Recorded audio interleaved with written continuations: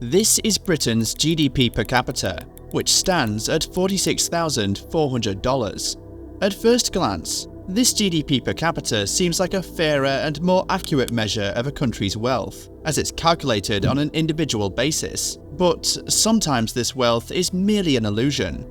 Britain's economic growth history is a fascinating journey that spans centuries, marked by periods of rapid expansion, innovation, and transformation.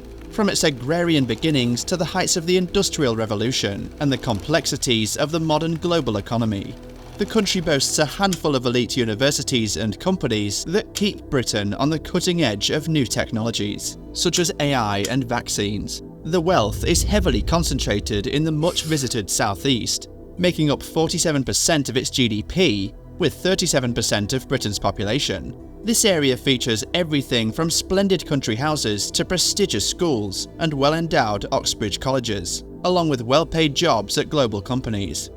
But look outside this golden world and you discover a different picture. Britain's economy has staggered since the financial crisis over a decade ago in 2008, with weak productivity and low pay. Recently, it lost its position as the world's fifth largest economy to India. The past few months have been rough for the United Kingdom.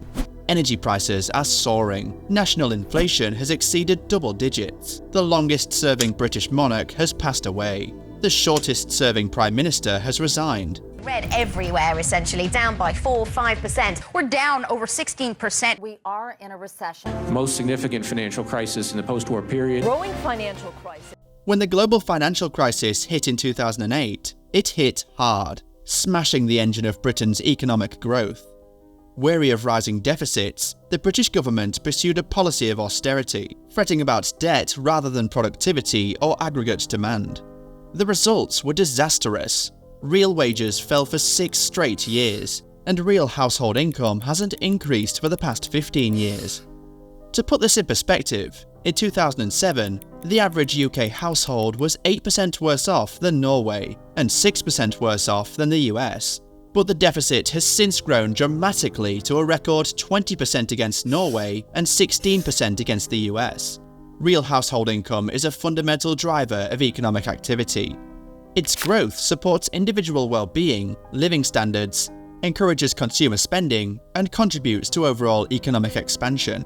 Conversely, a lack of growth in real household income can have negative impacts on consumer spending, economic growth, income equality, government finances, as well as savings and investment.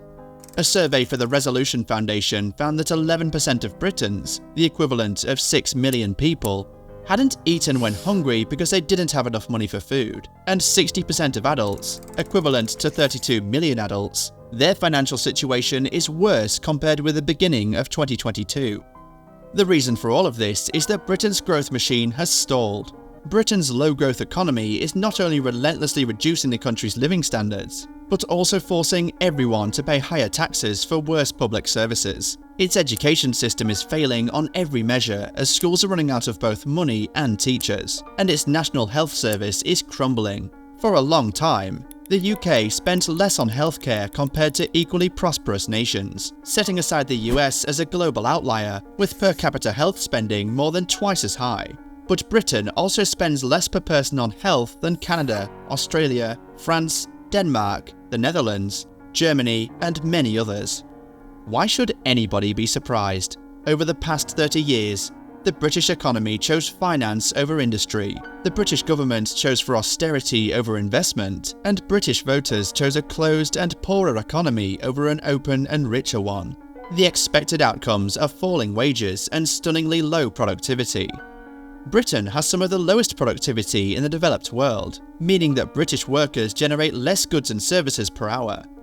Between 2000 and 2007, British productivity growth was second only to America's within the G7 group of countries, and its output per hour grew at an annual average rate of 1.9%.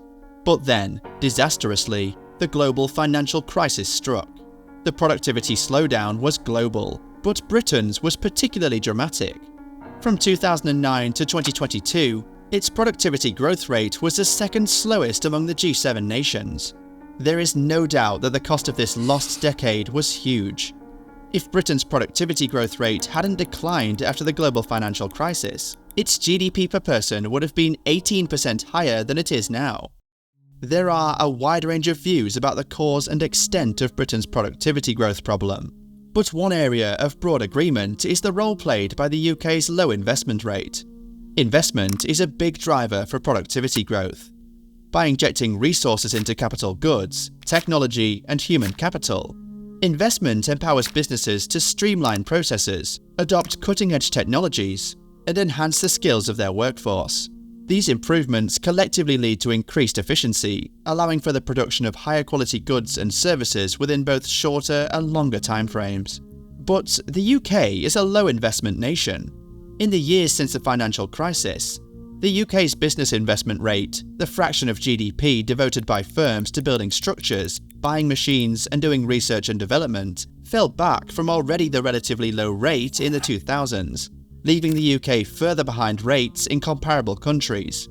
According to the Resolution Foundation, overall investment in R&D as a share of GDP exceeds the OECD average, although it still lags behind countries like the US, Japan, and Germany. And the UK also underperforms by a broader set of intangible investments such as market research and branding or training. So the underinvestment across both, together with skills, explains the UK's productivity gaps with its key comparator countries. So why are businesses not investing much? Because of elevated uncertainty, both at the level of individual firms and in the aggregate economy. This figure illustrates how economic policy uncertainty has developed during the past 25 years, and shows how this reached progressively higher levels following the financial crisis and after the Brexit result. In 2008, as the financial crisis struck the economy, the UK government bailed out British banks at an estimated cost of £141 billion, with exposure to liabilities of over £1 trillion. This unprecedented state intervention was undertaken to prevent a collapse of the British banking system. At the same time, the government initiated a £31 billion stimulus effort, extended unemployment benefits, and accelerated capital spending to revive the economy. These actions resulted in many years of budget deficits and debt accumulation that reached around 70% of GDP. So, in 2010, the Conservative-led government began austerity measures to eliminate budget deficits by cutting government spending across the rest of society. Spending was cut for the police, road maintenance, libraries, courts, prisons, and housing assistance for seniors. The aim of austerity was to reduce the deficit in the UK to give confidence to the markets and therefore deliver growth to the economy. While austerity measures have had some impact on reducing the deficit, they have yielded limited growth. Corporation tax cut, the jobs tax axed, police targets smashed, immigration capped. Look what we've done in 5 months, just imagine what we can do in 5 years. According to the UN, efforts by the Conservative government to reduce state spending were entrenching high levels of poverty and causing unavoidable suffering in one of the world's wealthiest nations.